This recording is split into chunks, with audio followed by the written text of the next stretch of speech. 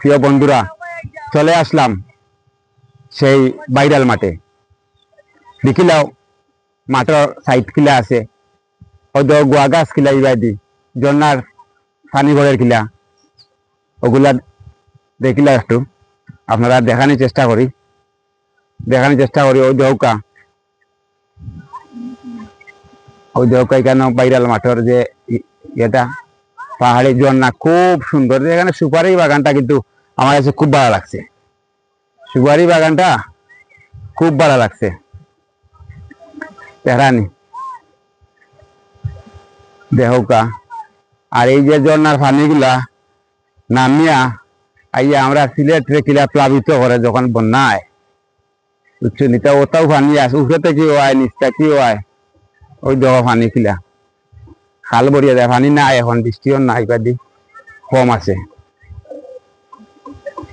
আছে একটু পানি কম আছে। ওই দেহ তারা হাত রাখা কিলাবা দেখায়নি, ওই দেহ কিলা অবস্থা বাইরাল মাঠের পাশে দেখায়নি, কত সুন্দর লাগে। এই যে টিলা থেকে ঝর্ণা পানি নামের ওগুলাও দেখাইবা লাগে আইলাম। আর গোয়া গাছ দেখায়নি ভাইয়া, গোয়া আর গোয়া দেখায়নি, সারা টিল্লায় গোয়া। আমার কাছে খুব ভালো লাগে দেখিয়া, এর লাগে কইতে এটা ভিডিও করিলাই আইসি জায়গা তার আপনারা দেখাইলিমু ওই হিসাবে এখানে আওয়া আর কি দেখানি। আমি আর এখানটা তো আছি এই জায়গা, এটা হইল ভারতীয় এলাকা, সামনে ফিল্ডা যারা এটা ভারতের সীমানাত পড়ছে।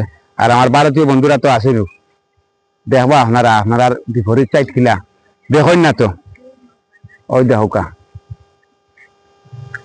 আপনারা বিপরীত সাইড দিবা দিত আওয়া পড়ে না, ওই দেহকা সেই বাইরাল মাঠের পাশে আছে।